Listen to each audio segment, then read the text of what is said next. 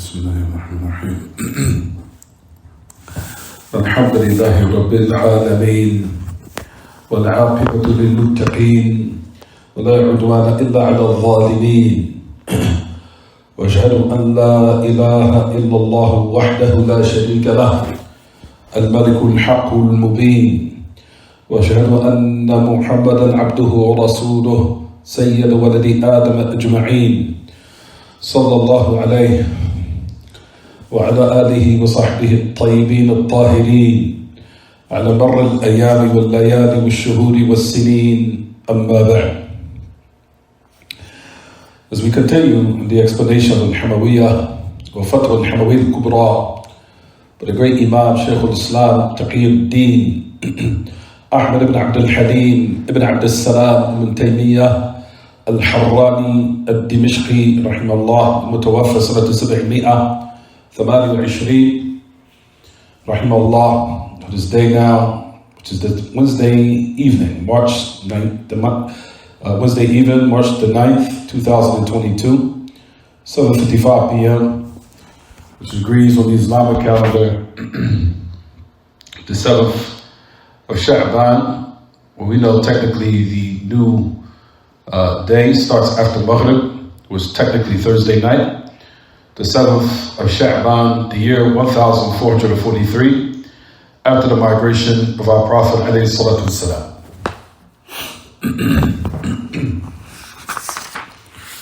As we continue in the affairs of the great Imam, we're speaking about the contradictions of those Muslims who fell into great deviation in regards to their belief. You'll find that the great Imam, that he used some great proofs in regards to what was established with the people of the book of the past, which Allah subhanahu wa ta'ala had revealed to the Jews and the Christians. And he was speaking about the matters in which those books agree, and you'll find of what the Muslims of today have been affected by those corrupt ideologies, those corrupt beliefs, how even the Jews and the Christians from the past did not even fall into certain matters as the Muslims that are upon deviation fell into. From those matters,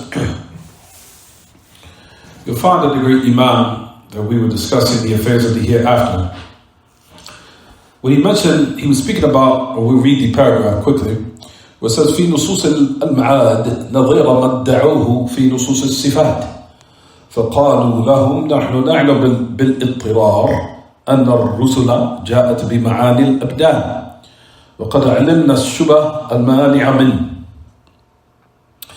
He said the people of Tajheel, what is the word Tajheel? Those who claim that the Messenger of Allah sallallahu alaihi wasallam knowledge was deficient in regards to Allah in certain matters, in order for those names and attributes to be understood, that the Messenger of Allah did not know it, or they claimed that the Messenger of Allah didn't clarify it.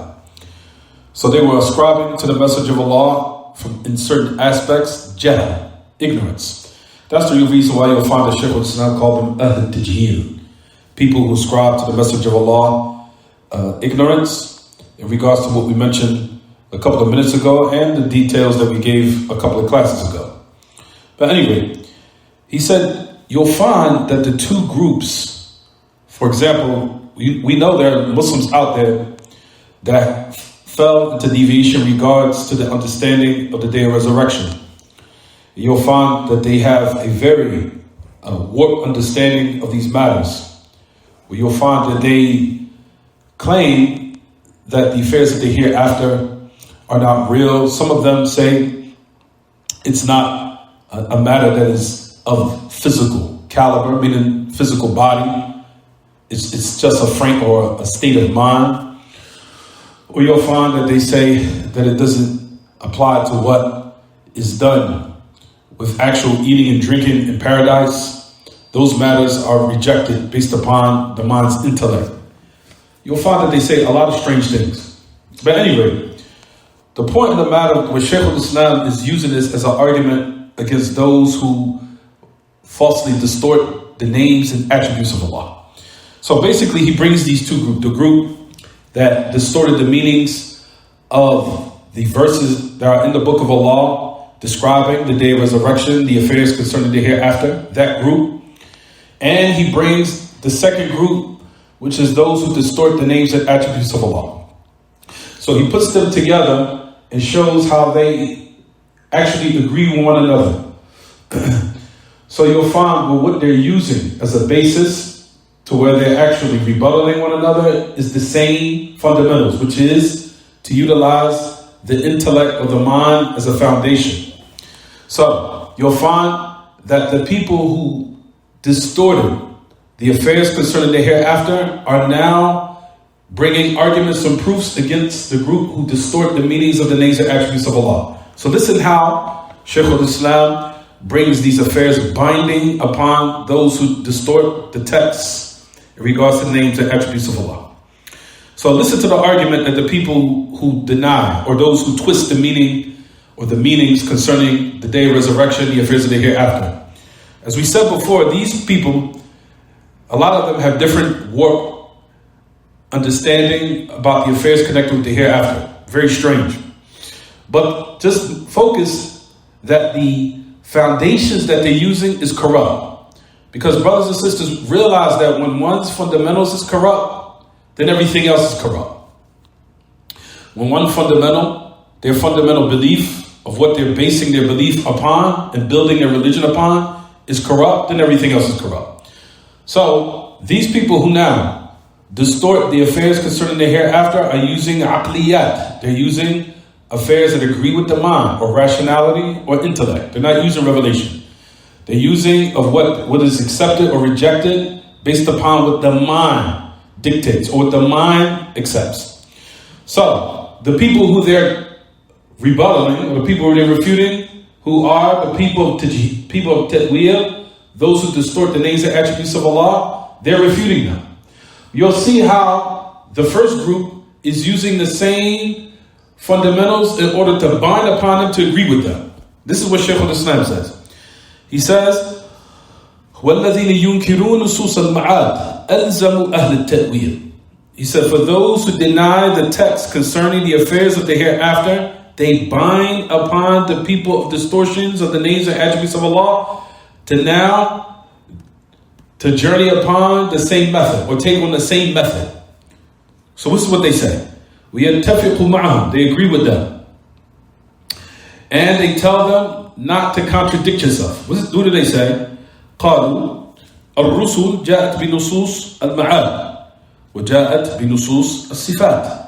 أنتم أولتم نصوص الصفات ولم تؤولوا نصوص المعاد فيجب تأويل نصوص المعاد كما أولتم نصوص الصفات إذ لا فرق بين هذا وذاك ولعل ما جاء في نصوص المعاد أعظم وأكثر وأوضح ما جاء في نصوص الصفات أكثر ومع ذلك تجرأتم على تأويل نصوص الصفات ولم تؤولوا نصوص المعاد علما بأن الملاحدة الأولين لا يؤمنون بهذا ولا بذاك لذلك استطاعوا إلزامهم ليتفقوا معهم هذه طريقة الإلزام.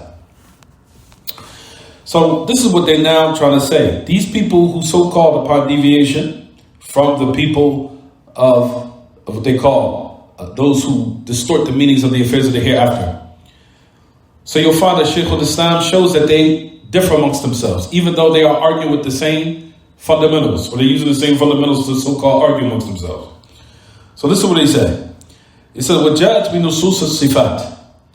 He said, we distorted the meanings of the affairs of the hereafter, and you distorted the text of the names and attributes of Allah.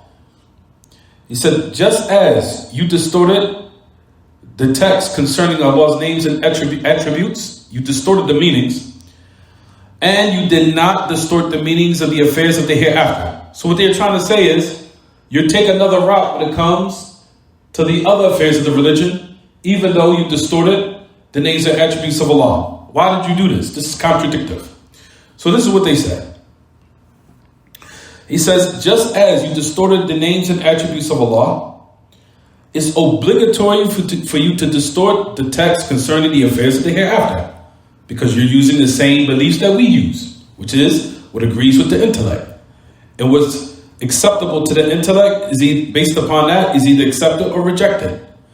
So based upon that, they say, just as you distorted the text of the names and attributes of Allah, now it's obligatory to agree with us in regards to distorting the affairs concerning the hereafter. Hence, there is no difference between this one or that one. Rather, he says, وَلَعَلَّ مَا جَاءَ فِي نُصُوصِ الْمَعَادِ أَعْظَمُ وَأَكْثَرُ وَأَوْضَحُ. He says, rather, what comes in the text of the affairs concerning the hereafter are greater and more and clearer than what comes in the affairs of the nusus of sifat, which comes in the text of the names and attributes of Allah more. What is the great Imam, Shaykh Muhammad Aman Jami, what is he speaking about here? First, brothers and sisters, I want everyone to realize that you'll find that Ahl Ilm, as we're going to speak about in a minute, that Allah subhanahu wa ta'ala revealed details about what will take place in the hereafter in a manner that is more clearer than what was revealed in the past from what was given from the Jews and the Christians. Why? If you look in the book of Allah and if you look in the authentic sunnah of the message of Allah, you'll find details about affairs in paradise that are so in depth about how the people will be, what they will eat, what they will drink, what they will be doing, the type of pleasures, the different types of drinks, the different types of pleasures, of physical and even internal, meaning affairs of the heart. And you'll find similar to that affairs of the hellfire. You'll find that Allah gives some in-depth details about the affairs concerning the hellfire, about certain angels in the hellfire, certain types of punishments, so in depth. It means some very intricate details. In regards to what Shaykh al-Islam or Shaykh Muhammad Aman Jami is saying, the texts of these matters are more depth than the affairs concerning the names and the attributes of Allah. What does he mean by that? He's meaning Allah subhanahu wa ta'ala revealed to us in the final revelation His names and His attributes, but Allah did not tell us how they are. He didn't tell us how they are because it's way beyond our comprehension. And He didn't tell us the reality or the affair of how it is and the reality of those names and attributes. Because those matters, as Allah and His infinite knowledge know that they are way above our comprehension. And the person would say, how? You cannot fathom, as I said in so many lessons, a deity complete that hears everything at the same time in the heavens and the earth. Your mind can't comprehend that He can hear everything. Not only hear everything, subhanahu wa ta'ala, hear everything from the insects, hear everything from under this rug right now, hear everything in the heavens and the earth despite its vastness, from one heaven to another, from 500 years of each heaven between them, and affairs in which Allah Ta'ala can even understand the different languages of the people all at the same time. Your mind can't comprehend that. So that's what you'll find that Ahl Ilm are saying in this regard. They're saying that the affairs in the Quran, in regards to the text of the hereafter, that the Quran gave more details than the previous books. And you'll find that the secret of why Ahl Ilm mention that is because the Messenger of Allah, that Allah's infinite knowledge knew that he would be the seal of all prophets. So there wasn't going to be any other prophet that will come to clarify those matters. That's the reason why the matters of the hereafter came in a way, in a manner that was so detailed and clarified in the most best way. So let's get back to the argument. So they're saying, Shaykh Muhammad Aman Jami is mentioning here, he says, so verily perhaps that the text of the ma'ad, the affairs of the hereafter, are greater and more and clearer than those affairs of the text which comes in the characteristics of Allah. Why, as I mentioned? Because Allah informed us of His names and characteristics, but He didn't inform us of what? How they are and the reality of them. So that's what he's talking about here. So, listen to the argument as he goes on to say. وَمَعَ ذَلِكَ تَجَرَّأْتُمْ عَلَى تَأْوِيلِ نُصُوصِ الصِّفَاتِ. And despite of that, you had the audacity to twist the meaning of the names and attributes of Allah. He says, and you didn't distort the text of the affairs concerning the hereafter. So this is what they're using as an argument against them. They said, okay, if that's the case, why did you now go to the text of the affairs of the day of resurrection and twist those meanings? You needed to do that.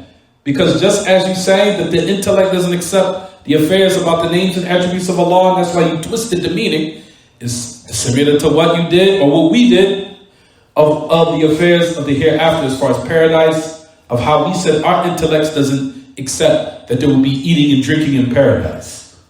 So you have to do what we do. Hence, if you don't, you fall into contradicting yourself. So this is the argument that Shaykh al-Islam is saying here. He said, عِلْمًا بِأَنَّ الْمَلَاحِدَ الْأَوَّلِينَ لَا يُؤْمِنُونَ بِهَذَا وَلَا ذَاكَ. He said, take into consideration that the people of great deviation from the past, meaning from the mushrikeen, from the past, those who are, and those Greek philosophers, you'll find that they didn't believe in this one nor that one. From those who are upon great deviation from amongst them, they didn't believe in the names and attributes of Allah. He said, nor did they believe in the day of resurrection. He said, however, you'll find that those who fell in distorting the affairs of the hereafter were able to use this as an argument against those who now distort the names and attributes of Allah. Why, everyone? Because they're using the same basis to refute one another, which is intellectual, or it agrees with the intellect, or it agrees with rationality.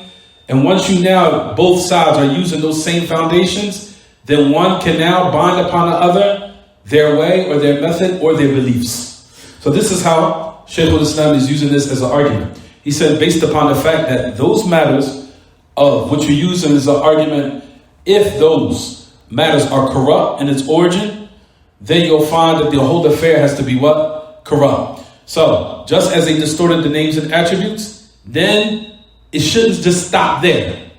Just as you distorted the names and attributes of Allah, you need to distort these other matters, so you won't contradict yourself. And that's just to sum up what he's mentioning here. So he goes on to say, now listen to this. He said, وَأَهْلُ السُّنِّ يَقُولُونَ لِهَؤُلَاءِ وَنَحْنُ نَعْلَمُ بِالْإِضْطِرَارِ أَنَّ الرُّسُلَ جَاءَتْ بِإِثْبَاتِ الصِّفَاتِ وَنُصُوص الصِّفَاتِ في الكتب الإلهية أكثر وأعظم من نصوص المعاد ويقولون لهم معلوم أن مشركي العرب. I'll just translate it. They said that the people of the Sunnah, they say, so now he's talking about the people of truth. What we say to these people. What did the people of the truth say? They said, we have knowledge by extreme dire necessity, meaning that an affair that we have to believe, that we can't repel from ourselves. If we truly submitted to Allah and submitted to the truth, and we firmly believe in our hearts that Islam is the haqq, he says, we know by dire necessity, or if you want to say, by that affair that we can't reject from ourselves, which is what? That the prophets and the messengers, all of them, not just Muhammad sallallahu and the prophets from before, and the messengers from before, that they came with affirming the attributes of the names and attributes of Allah. So saying that not only did the Quran come establishing the names and attributes of Allah, but also the prophets and the messengers from before. And we're going to bring ayats to affirm this. He said, they all came with the text that affirms the attributes of Allah. As the texts affirming the attributes of Allah are in the book and in the divine books, which is more and greater than the affairs of what? Of the ma'ad, of the day of resurrection. We already mentioned that. Remember we said in the Quran, it was more detailed, the affairs of the day of resurrection. But in the books before, it was something somewhat different. He said, the nusus of the sifat in the divine books, as far as when Allah's names and attributes, are in all of them, from before, in the past. And it is more and it is greater than what? The affairs of the day of resurrection, which in its reality it is. The affairs of the names and attributes of Allah is affairs concerning one's belief, which is aqidah. and Nusus al-Ma'ad. However, the affairs concerning Allah is greater. The affairs about Allah's names and attributes are greater. So it goes on to say, وَيَقُولُونَ لَهُمْ, that the people of Sunnah, that they say to them, now listen to this. It is known that the polytheists of the Arab, the time of the Message of Allah, and other than them, that they denied the affairs of the day of resurrection, or the affairs of the hereafter. They didn't believe in it. Well, كَانُوا يُنْكِرُونَ الْمَعَادِ, that they used to reject the matters of the hereafter. وَقَدْ أَنْكَرُوهُ عَلَى الرَّسُولِ وَنَاظَرُوهُ عَلَيْهِ. He said they even reprimanded the message of Allah and denied that, and even censored and rebuked the message of Allah. And they also debated with him. If you look at all the verses in the Quran, brothers and sisters, you'll find how many debates had taken place between the message of Allah and the polytheists, where they used to say, if we were to die and these bones will be brought back to life, and then it will be put skin back on them, to the end of the verses that come in this regard, right? Fine. So it goes on to say, they rebuked the message of Allah, and they also debated him about the affairs of the hereafter, meaning the polytheists from the time during the message of Allah. Now listen to this. In contrast to the characteristics of Allah, he said none of from amongst the Arab denied it.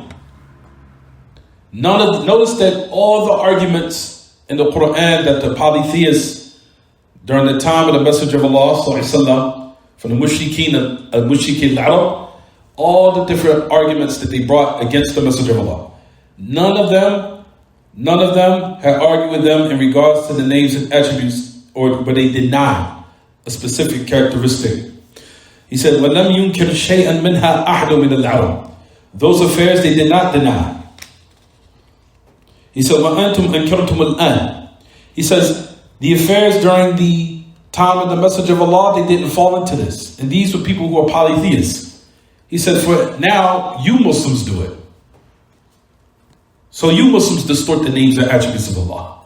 Saying, no, it doesn't mean a face, it means this. It doesn't mean the hands, it means two balance, or two powers, or two abilities. Or it necessitates that you're ascribing to Allah body parts, to the end of the nonsense that they say. So he's saying here that during the time of the message of Allah, these affairs did not take place, nor did they emanate from the polytheists of the Arab. And here you are doing it, doing something they didn't even do. He said, وَزِدْتُمْ عَلَى مُشْرِكِ الْعَرَبِ فِي الْكُفْرِ فِي هَذَا الْبَابِ. He said, not only that, he said, you increased upon what they didn't fall into in regards to what's considered disbelief in this affair here. In this affair here. You fell into something they didn't fall into. So then he goes on to say, فَعُلِمَ أَنَّ إِقْرَارَ الْعُقُولِ بِالصِّفَاتِ أَعْظَمُ مِنْ إِقْرَارِهَا بِالْمَعَادِ وأن إنكار المعاد أعظم من إنكار الصفات. وكيف يجوز مع هذا أن يكون ما أخبر به من الصفات ليس كما أخبر به وما أخبر به من المعاد هو على ما أخبر به. So Shaykh al-Islam goes on to say, he said, it is known for ulim, it is known that the acknowledgement of the mind or the intellects with the characteristics of Allah, he said, in its essence, he says, is greater than its acknowledgement concerning the affairs of the hereafter. Meaning he's putting everything in its proper place. What's the greatest of all affairs, everyone? Knowledge concerning our Lord. Where our Lord is, His names, His characteristics. Those affairs are greater than the affairs of the hereafter, even though all of them are important and they're all considered from the foundations of the religion. But relatively speaking, he's saying that the affairs concerning the aqidah of Allah's names and attributes are greater. So then he goes on to say, وَأَنَّ إِنْكَارَ الْمَعَادِ أَعْظَمُ مِنْ إِنْكَارِ الصِّفَاتِ وَكَيْفَ يُجُوزُ وَأَنَّ إِنْكَارَ الْمَعَادِ أَعْظَمُ مِنْ إِنْكَارِ الصِّفَاتِ وَكَيْفَ يُجُوزُ مَعَ هَذَا أَنْ يَكُونَ مَا أَخْبَرَ بِهِ مِنَ الصِّفَاتِ لَيْسَ كَمَا أَخْبَرَ بِهِ وَمَا أَخْبَرَ بِهِ مِنَ الْمَعَادِ هُوَ عَلَى مَا أَخْبَرَ بِهِ. He said, now rejection of the affairs of the hereafter, He says, in regards to especially those who are upon Kitab and Sunnah and follow the final revelation. Why does Shaykh al-Islam here say is greater than the denial of the characteristics? A person will ask that question. The answer to this is, as we mentioned a couple of minutes ago, the affairs of the Quran had texts that are way more what? In detail than the divine books of the past. Why? Because the message of Allah was the final prophet and messenger to humanity. There will be no prophet after him. That's why you'll find from the hikmah of Allah, where Allah subhanahu wa ta'ala made the affairs of the day of resurrection and what will happen and what will take place on the day of resurrection and in paradise and in the hellfire, that Allah gave it in the most clearest manner and gave us details that were not revealed in the books before. Based upon that, he's saying here, for you now to deny the day of resurrection would be greater, because those affairs are clearer than what came as in regards to the sifat of Allah Ta'ala, because we said the denial or the affairs concerning the names and attributes of Allah, Allah informed us of His name and attributes, but He did not inform us of how they are, even though we believe there is a way of how it is, but Allah did not inform us of that. He said, so listen what Shaykh al-Islam says, وَكَيْفَ يَجُوزُ مَعَ هَذَا أَن يَكُونَ مَا أَخْبَرَ بِهِ مِنَ الصِّفَاتِ. So now he's going to bring the affair that contradicts. So this is what he says. He says, how would it be permissible despite of this? That what the message of Allah, sallallahu, would he inform of the affairs of the names and attributes of Allah, and he clarified it to his ummah, and he clarified it to his followers. That he clarified in a manner that it's not in a way that he truly informed. So he came with a clarification, but at the same time, that's not what he intended.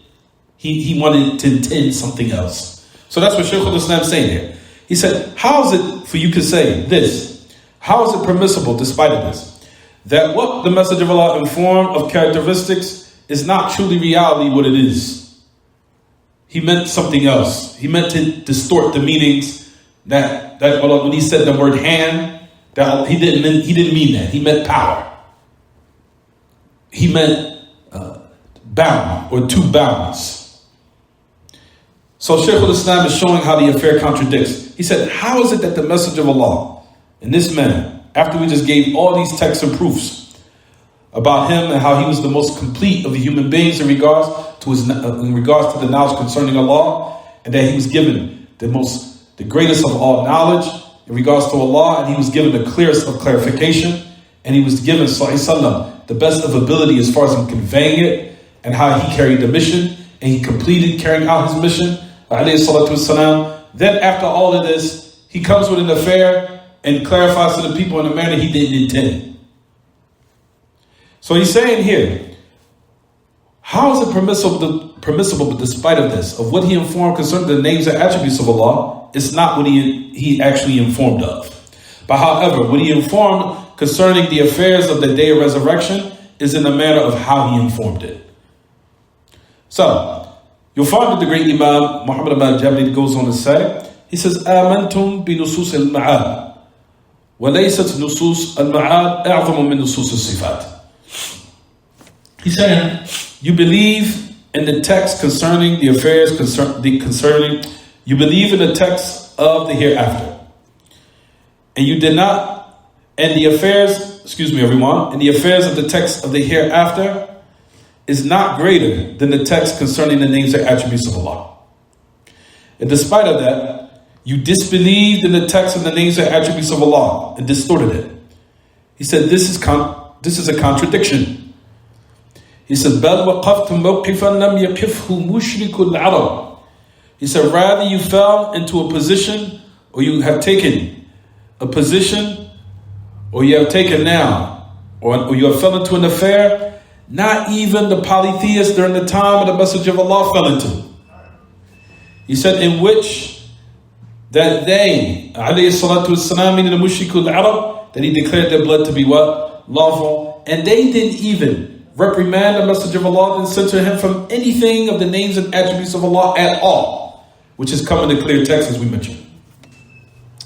So Shaykh al-Islam here is showing how the matters contradict between these different sects. Rather, he shows, number one, of those who are upon misguidance in regards to the hereafter. Because you'll find there are Muslims out there that say this, that they say that the affairs of the day of resurrection, that they're not real, they're allegorical. There is no eating in paradise. There is no eating and drinking in paradise. There is no affairs about matters of seeing Allah. Allah will not be seen in paradise. You'll find that there are Muslims out there that what? Mention these type of matters, that they say this. So he's saying these people that have these type of discrepancies in their belief, how he's using that group to refute the group that falls into distorting the names and attributes of Allah. And he's saying that you can't argue with them because they're using the same basis, which is what agrees with the mind, just as they are using the affairs with the mind. That you people are also using the same what? Using the same fundamental principles. So there's no way that you can refute one another. Rather, you'll find that it's binding upon you to agree with them. And that's what Shaykh al-Islam was trying to expose here. So let's go on to the next. So he goes on to say, rahimahullah. He said, وَأَيْضًا فَقَدْ عُلِمَ أَنَّهُ صلى الله عليه وسلم عفوا فقد علم أنه جل وعز قد ذم أهل الكتاب على ما حرفوه وبدلوه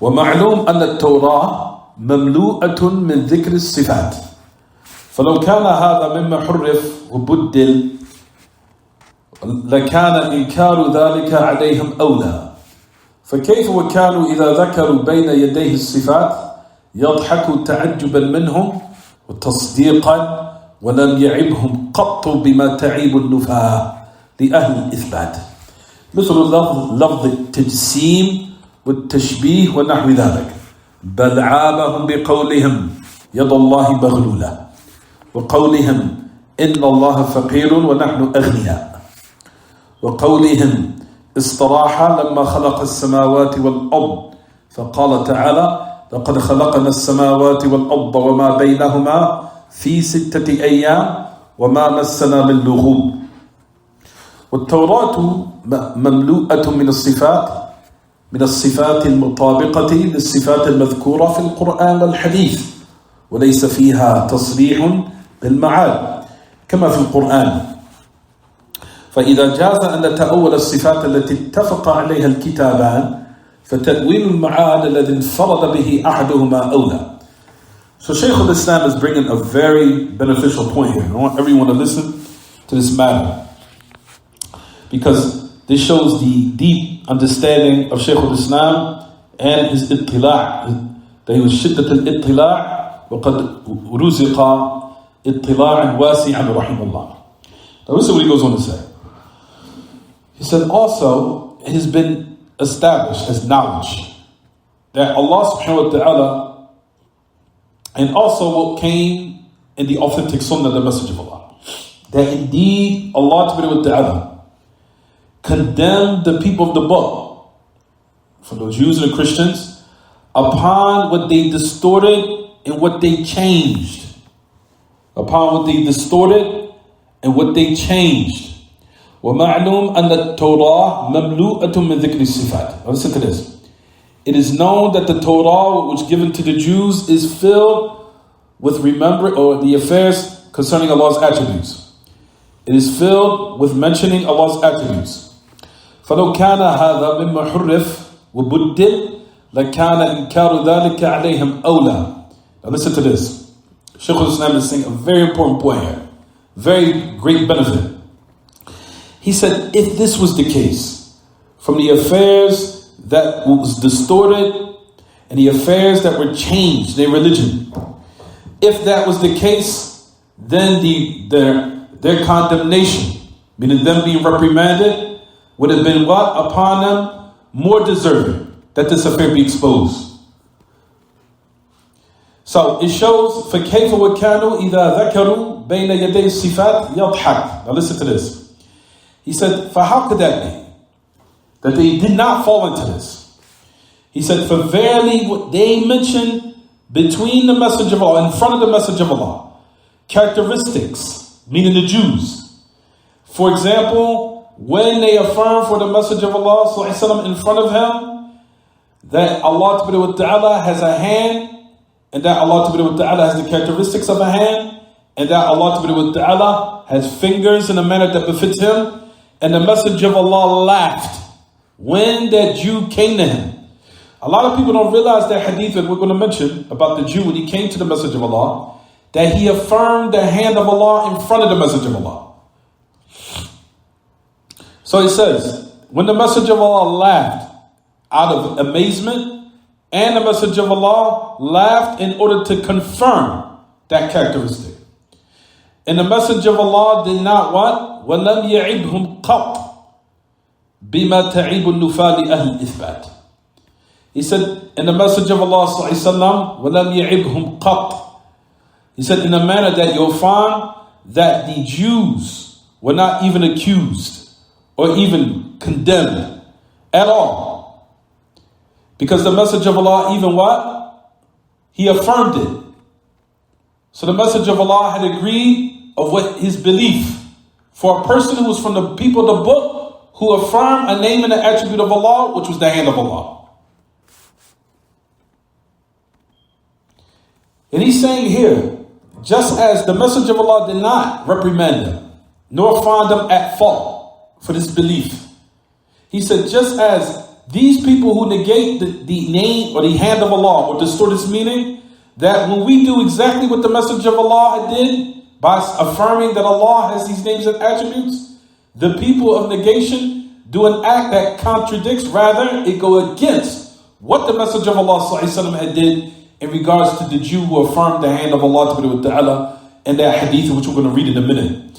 He said the issue is, he said, Mithlu, you'll find that the people who negate and distort the meanings of the names and attributes of Allah, for the people who do exactly what the Messenger of Allah believed and what he confirmed, he said, you'll find that they come with words to say, oh, you accuse Allah as having a body or having body parts.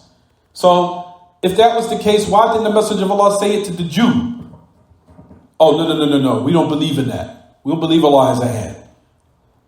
We don't believe, rather it means something else, because if you say that, that means that Allah has a body part. The Messenger of Allah didn't say that to the Jew who believed that Allah has a hand. Rather, the Messenger of Allah affirmed it, as we'll meet the hadith in a minute. Similar to that. Now listen to this. بَلْعَابَهُمْ بِقَوْلِهِمْ. The problem with the Jews during the time of the Messenger of Allah, or rather, the Jews had came in the past, they didn't deny the name and the attribute of Allah, nor did they distort its meaning. However, they ascribed to it deficiencies.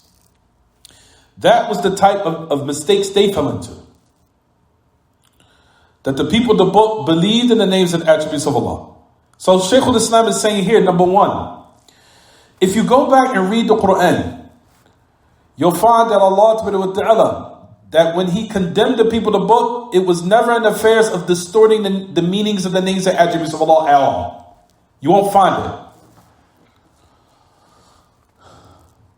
He said, rather you'll find of where Allah subhanahu wa ta'ala condemned them was in other affairs that they distorted. Other affairs which we'll mention in a minute. As we get into the chapter with more details, all of this will come. However, just keep in mind that they didn't distort the names and attributes of Allah at all. Rather, they ascribed to the names or some of the names of Allah and His characteristics deficiencies. That's what they did. And that's what Allah subhanahu wa ta'ala condemned them for. For example, if you go back to the ayah in Surah Al-Ma'idah, ayah number 64, 64, Allah subhanahu wa ta'ala said that the Jews say, Yadullah maghlula. وقالت اليهود يد الله مغلولة غلت أيديهم ولعنوا بما قال بل يداه مبسوطتان ينفق كيف يشاء.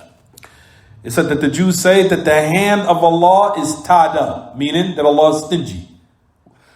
One thing that they did, rather they did two things based upon this part of the ayah. They say that the hand of Allah, they affirmed it. So they agree. Allah has a hand. Allah subhanahu wa ta'ala has a hand that befits Him. It does not resemble the hand of the creation. However, they ascribe to the hand of Allah a deficiency which is ghal. which is being stingy. Then they say about Allah Ta'ala another attribute. As Shaykh al-Islam goes on to say, Surah Al-Imran, ayah number 181. He says, Inna Allah faqir wa nahnu aghniya. Allah is poor and we are rich. So they affirm for Allah Ta'ala another name. They do affirm for Allah Ta'ala the affairs concerning ghina. However, they now ascribe to Allah Ta'ala deficiency. The deficiency is what? Allah is poor and we're rich. So these affairs to show they did believe in names of Allah, but they did not twist the meanings. However, they ascribe to Allah deficiencies and faults. Another affair from their statements, وَقَوْلِهِمْ, that Allah rested after He created the heavens and the earth. He created the 7 heavens and the earth, and then they say that He rested. That he rested after He finished creating them. That's ascribing to Allah what? Deficiencies. Even though they affirm for Allah that He created it. But Allah subhanahu wa ta'ala refutes all these matters. He says, verily indeed we created the heavens and the earth, and what is between them in 6 days, and nothing touched us of exhaustion. So, Shaykh al-Islam is saying here that the people, the Jews of the past, that they affirmed the names and attributes of Allah and they did not deviate in them as far as in the aspects of twisting their meanings. But they did at the same time ascribe to them deficiencies. But what Shaykh al-Islam is trying to establish here is that you Muslims who deviated in these affairs fell into something not even the Jews and the Christians fell into of the past. Nor did the mushrikun during the time of the Messenger of Allah fall into. These are the type of arguments he's establishing upon them to let them know how these matters are unacceptable in regards to the religion of Islam, in regards to one's belief being sound, in regards to one's belief being in a manner that is pleasing to Allah. So when they embark upon it hereafter, they do not have these type of beliefs in their heart. But so this is what Shaykh al-Islam goes on to say. He said, وَالتَّوْرَاتُ مَمْلُوءَةٌ مِنَ الصِّفَاتِ. He said that the Torah, the book of Musa, is filled with the names and attributes of Allah. He said that it agrees with the characteristics that are mentioned in the Quran and the authentic Sunnah. Now listen to this. وَلَيْسَ فِيهَا تَصْرِيحٌ بِالْمَعَادِ كَمَا فِي الْقُرْآنِ فَإِذَا جَازَ أَنَّ تَأَوَّلَ الصِّفَاتِ الَّتِي اتَّفَقَ عَلَيْهَا الْكِتَابَانِ فَتَأْوِيلُ الْمَعَادِ الَّذِي انْفَرَدَ بِهِ أَحَدُهُمَا أَوْلَى. So then he goes on to say, he says, you'll find in regards to the Quran, you'll find that there's nothing in the Torah that is more frank than the affairs concerning the hereafter, more clear of what that comes more of how the Quran clarified it. As we talked about before, that the Quran gave details about the affairs concerning the hereafter more than any book that Allah revealed. Why? As we said, the secret and the wisdom behind that, because Allah has infinite knowledge that the Messenger of Allah was going to be the final prophet to all humanity. So being that the case, there will be no prophet to come after that will what? Clarify. Being that the case, what comes in the Quran gives more details concerning the hereafter, more than the books that came prior with the other what? Previous ummah, or the previous nations. Why? Because there were other prophets that were going to come to clarify, or come to remind, or come to clarify what mistakes they fell into, or distortions they fell into, or the deviations they might have what? Fell into, or where they might have even deviated from the correct path as far as understanding certain matters. That affair was not going to be for this ummah. Because we know that the Messenger of Allah what? Is the final prophet. So there will be no prophet that will come after him. So the affair had to be in the most clearest way. That's the reason why the Quran gives the most greatest details in regards to the affairs concerning the hereafter.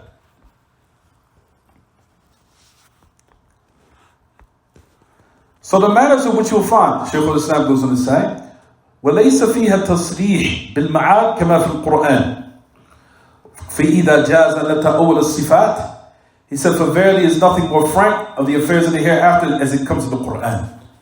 And if it's permissible now for us to distort the names and attributes of Allah, in which both books agree, of the Torah and Injil, meaning that the Torah when it was in its sound form, not in its distorted form. I'm talking about when the Torah wasn't tampered with, when it was in its purest form. So he said, those two books, that they agree in regards to the names and attributes of Allah.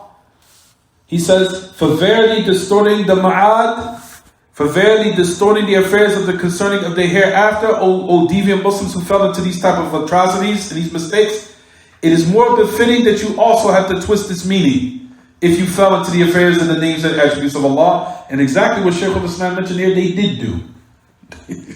As you'll find from the Muslims who do embark upon distorting the matters of the hereafter. And you'll find the most weirdest of beliefs. From them who say that the day of resurrection is not real. Some of them say it's just a frame of mind. From them who say there is no eating and drinking in the hereafter. From them who say that Allah will not be seen. From them who say that no, there is no day of resurrection. Rather, the day of resurrection or the affairs of hell is on earth. There is no hellfire. There is no paradise. Some of them say that it's not created yet, meaning that Allah will create it when the time comes on the day of resurrection. Then it will be created, to the end of the satanic nonsense that the Muslims have adopted in beliefs that has taken them away from the correct path. And as a result of it, Allah's anger has descended upon the creation. Is it clear, everyone? No. Jayid. So he's saying, فَتَأْوِيلُ الْمَعَادِ الَّذِي انْفَرَضَ بِهِ أَحَدُهُمَا أَوْلَى. He said that the distorting the meanings of the affairs of the hereafter is more befitting. Why did he say here that? Why did he say that here in this context? Because we came to the Quran in a manner that those texts are more detailed than the text of the names and attributes of Allah. Why? Because we said Allah Ta'ala informed us of His names and attributes, but He didn't inform us of how they are, or the true reality of them. In regards to the affairs of the hereafter, the certain affairs, how it is, was informed to us. Is it clear, everyone? About the affairs of the hellfire, the affairs of paradise, certain affairs was informed how it will be. But in regards to the names and the attributes, they what? That affair, Allah subhanahu wa ta'ala did not what? Did not inform us to the revelation, because we said it was way beyond our what? Comprehension. Right. So it says, وَالثَّانِي مِمَّا يُعْلَمُ بِالْإِضْطِرَارِ مِنْ دِينِ الرَّسُولِ أَنَّهُ بَاطِلٌ فَالْأَوَّلُ أَوْلَى بِالْبُطْلَانِ. He said, for the affairs, if you now, وَالثَّانِي, he said, فَالتَّأْوِيلُ الْمَعَادِ الَّذِي انْفَرَضَ بِهِ أَحْدُهُمَا أَوْلَى. He said the affairs concerning the distortion of the affairs of the hereafter, in which one of those deviant sects had now became singled out with, is more what? Befitting, in which they did fall into. He said in the second, of what is known by dire necessity, that a Muslim cannot repel, that from the deen of the Prophet ﷺ, is that Allah Ta'ala, that He distort, or the affairs, that the Messenger of Allah did not clarify the affairs, or He did not bring the true intended meanings, rather He hid it, or He didn't convey it clearly enough, or that the Messenger of Allah did not, rather He intended another meaning behind it. He said that any Muslim that has now attained the true knowledge of this matter will know that this type of nonsense is what? False and rejected. He said, for both meanings of what we just said, whether it be distorting the affairs of the hereafter, or distorting the names and attributes of Allah, he said the first, he said, is more deserving of the affairs of saying it's invalid. Why? Because the affairs that is the more in detail, and it is the most affairs that was given in the most detailed way. For those matters, if that's rejected in those matters, then we know that the most important of affairs concerning the names and attributes of Allah should not even be what? Rather, it's more deserving that it be considered invalid or rejected. So that's basically what he's mentioning here, and then we'll stop. But before that, I wanted to mention some of the texts.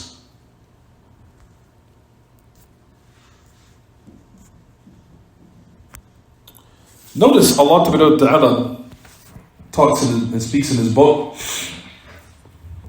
about the Jews and the Christians and what they fell into of distortions. of tahrif and tabdeel in certain matters. Allah Ta'ala, number one, says in Surah Al-Baqarah, ayat number 74, and I'm afraid that this applies to some of the Muslims these days, rather a lot of them, in which Allah subhanahu wa ta'ala warned us not to fall into. So number one goes back to ayat number 74 and 75, Surah Al-Baqarah. Allah subhanahu wa ta'ala says in his book, فَقُلْنَا ضَرِبُوهُ بِبَعْضِهَا كَذَلِكَ يُحْيِي اللَّهُ الْمَوْتَى وَيُرِيكُمْ آيَاتِهِ لَعَلَّكُمْ تَعْقِلُونَ ثُمَّ قَسَتْ قُلُوبُكُم مِّن بَعْدِ ذَلِكَ فَهِيَ كَالْحِجَارَةِ أو أشد قسوة وإن من الحجارة لما يتفجر منه الأنهار وإن منها لما يشقق فيخرج منه الماء وإن منها لما يهبط من خشية الله وما الله بغافل عما تعملون. So that's one ayah number 73. After Allah subhanahu wa ta'ala showed the signs to the Yahud, He showed them a sign directly. So it was incumbent upon you, after you see the sign, to be upright. Right? He says, of course we know what happened with the cow. Right, everyone? When they gave Prophet Musa that difficulties in as far as slaughtering him, asking too many questions. The point of the matter is, because we don't have time to speak about that, it says, فَقُلْنَا ضَرِبُوهُ بِبَعْضٍ. We said, strike it with what? Strike the slain man with part of it. Meaning that the man that was what? That was slaughtered. That they wanted to know who was the one that was the culprit of killing this individual. Thus Allah bring the dead to life. He shows you His signs that you might have what? Reason. So Allah subhanahu wa ta'ala brought him back to what? Life. Which was a sign. After that, after their what? Disobedience, and they'll continue down the same road of what? Of corruption. Then your hearts became hardened after that, being like stones or even harder. And us, we've been given the greatest of signs, which is the book of Allah Ta'ala, the authentic Sunnah. Those are the greatest of matters and signs. And then what had taken place? After the people was given that, deviated, adopted the matters of what was corrupt, what happened? He said, for indeed there are stones in which the rivers, of course, burst forth. And there are some of them that split open and water comes out, gushing out. And there are some of them that fall from the fear of Allah, and Allah Ta'ala is unaware of what you do. So the matters concerning the affairs pertaining to what? The Jews in the past fell into tahrif. Now this is the ayah number 75. This is the point where I mentioned this in this particular context. أَفَتَطْمَعُونَ أَن يُؤْمِنُوا لَكُمْ وَقَدْ كَانَ فَرِيقٌ مِّنْهُمْ يَسْمَعُونَ كَلَامَ اللَّهِ ثُمَّ يُحَرِّفُونَ مِنْ بَعْدِ مَا عَقَلُوهُ وَهُمْ يَعْلَمُونَ. So now look to the steps of what happened. You'll find the story what happened with the Yahud. How when they seen the sign of Allah, and what happened after that, their hearts became what?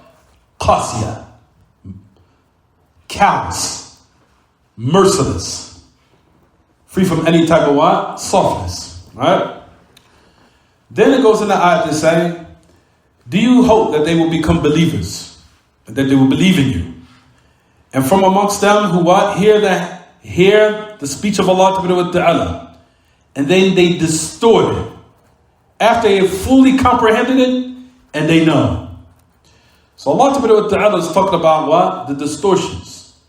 That the first sunnah of those who distorted came from the people of the book. That this was their way. However, keep in mind what Shaykh al-Islam said here, that they did not distort the affairs of the names and attributes of Allah. They didn't distort that. They distorted other things, but not the names and attributes of Allah Ta'ala. But the mere fact that the other affairs that they distorted in regards to certain words and the intention that they have that was very evil was in other affairs which caused the curse of Allah to descend upon them. But it wasn't in the matters of the names and attributes of Allah, even though at the same time they ascribed to the names and attributes of Allah deficiencies, as we just mentioned. As in saying, Yad Allah maghlula. Or for example, where they said, Inna Allah faqirun wa nahnu aghniya. or the affairs of saying that Allah relaxed because He needed rest after He created the heavens and the earth, and that was between them in 6 days. And then what is Allah refuted it by saying, وَلَقَدْ خَلَقَنَا السَّمَاوَاتِ وَالْأَرْضَ وَمَا بَيْنَهُمَا فِي سِتَّةِ أَيَّامٍ وَمَا مَسَّنَا مِن لُغُوبٍ. So the affair was that they affirmed the names and attributes of Allah, but they ascribed to Allah to be with the other deficiencies, but they didn't distort the meanings. However, what we're speaking about here is people in the book, that the people in the book, that they didn't fall into these affairs, but they fell into other matters that they distorted, and as a result, they fell into the curse of Allah to be with the other descendant upon them. What do you think will happen to the Muslims? And this happened to the people of the book, and they didn't even go to that extent. What do you think that the outcome would be for those who distort the names and attributes of Allah, even though the people of the book didn't fall into that? They took it a way higher and raised the bar in regards to a matter that will anger Allah to be with the other. So that's what he's trying to establish here. And that's the ayats that we're going to bring. We'll stop here in a minute. Matter of fact, this is going on a little bit too long. But so keep in mind that I'm just reading the ayats in regards to those matters as pertaining to the distortions. And I'll read another one. From amongst the Jews, وَمِنَ الَّذِينَ هَادُوا يُحَرِّفُونَ الْكَلِمَ عَنْ مَوَاضِعِهِ وَيَقُولُونَ سَمِعْنَا وَعَصَيْنَا وَاسْمَعْ غَيْرَ مُسْمَعٍ وَرَاعِنَا لَيًّا بِأَلْسِنَتِهِمْ وَالطَّعْنَ فِي الدِّينِ وَلَوْ أَنَّهُمْ قَالُوا سَمِعْنَا وَأَطَعْنَا وَاسْمَعْ وَانظُرْ لَكَانَ خَيْرًا لَهُمْ وَأَقْوَمَ وَلَكِنْ لَعْنَهُمُ اللَّهُ بِكُفْرِهِمْ فَلَا يُؤْمِنُونَ إِلَّا قَلِيلًا. From the Jews who distorted the words from the proper usages. And they say, we hear and we disobey. And hear, but at the same time, we don't hear. Hear, but not heard. And the ra'ina, which is twisting their tongues or twisting the meanings by defaming the religion and the wahi that Allah revealed. And if they had said, we hear and obey and wait so we can comprehend and understand, it would have been better for them. And it would have been what? It would have been in a manner that was straight. However, Allah cursed them due to their kufr, and Allah to be with the Allah, those from amongst them do not believe except a small portion of them. So you'll find that in these particular ayats, they fell into distortions in other places. And as a result of it, Allah's curse descended upon them. However, they did not fall into what everyone, if you notice these ayats, they did not fall into what? The distortion of Allah's names and attributes. But it was in other places that were great. That was the deserving of the la'an of Allah. May Allah protect us from that. But the affairs was not in the names and attributes of Allah. But the other matters, one needs to be on guard against, because those matters are also great, which we'll talk about at a later time, inshallah, tomorrow. But the point of the matter is that the affairs of tahrif, of distortion, and twisting the meanings, was a sunnah, an evil sunnah that was started by the people of the book, in which the Muslims adopted and utilized the affairs concerning the aqliyat, the affairs of the mind and rationality, in order to distort the meanings and the names and attributes of Allah, by first adopting a matter that was a tool used by the Jews and the Christians from before, and then using it to do a matter that they didn't even fall into. With which you think that will come as a result of it, of Allah's wrath and His curse, if a person was to fall into these type of matters, which they didn't fall into. And they still had the curse fall on them, because it was in other matters. But they didn't even raise the bar that high. But the Muslims, upon deviation, fell into that. Is it clear what I'm saying, everyone? So that's the matters that we want to talk about. And we'll continue we'll continue tomorrow. But those are the matters that I want to speak about in regards to tahrif, what happened with the divine books of the past. What I wanted to read before we close out is I wanted to read the hadith. I keep forgetting. Where it says, Shaykh al-Islam said, ذم أهل الكتاب على ما حرفوا وبدلوا ومعلوم أن التوراة مملوءة من ذكر الصفات. We already talked about that. It was known, there was not known that the Messenger of Allah sallallahu alaihi wasallam that he had censored or he had condemned the people the book of anything of changing the names and attributes of Allah, not in the Torah or the Injil. وَلَا فِي الْكُتُبِ السَّابِقَةِ, nor from the divine books of the past, from the previous nations. وَكُلَّمَا حَرَّفُوا وَبَدَّلُوا أُنْكِرَ عَلَيْهَا. It said for other places where they did do that, notice Allah condemned them in the book of Allah. And I just read you some of the ayat. So Allah subhanahu wa ta'ala, for anything they twisted, Allah revealed the ayat of the tricks they did in the past. Right? He says, وَالْكُتُبُ السَّابِقَةُ مَمْلُوءَةٌ مِنْ ذِكْرِ الصِّفَاتِ. So the affairs of the books of the past was filled with the mentioning of Allah's names and attributes. وَلَمَّا لَمْ يَثْبُتْ إِنْكَارَ النَّبِيِّ عَلَيْهِمْ شَيْئًا مِنْ ذَلِكَ عُلِمَ أَنَّهُمْ لَمْ يُغَيِّرُوا وَلَمْ يُحَرِّفُوا بِالنِّسْبَةِ لِمَا يَتَعَلَّقُ بِالصِّفَاتِ. He said for the affair, once it was established, he said the matters of the previous books, he says, when لَمَّا لَمْ يَثْبُتْ, it has never been affirmed that the Messenger of Allah reprimanded them of anything of the sort. It was known as knowledge that they did not change or distort in regards to the affairs that's connected with the attributes of Allah. Clear? Stop here. وصلى الله وسلم وبارك على نبينا محمد وعلى آله وصحبه. سبحانك اللهم وبحمدك أشهد أن لا إله إلا أنت أستغفرك وأتوب إليك.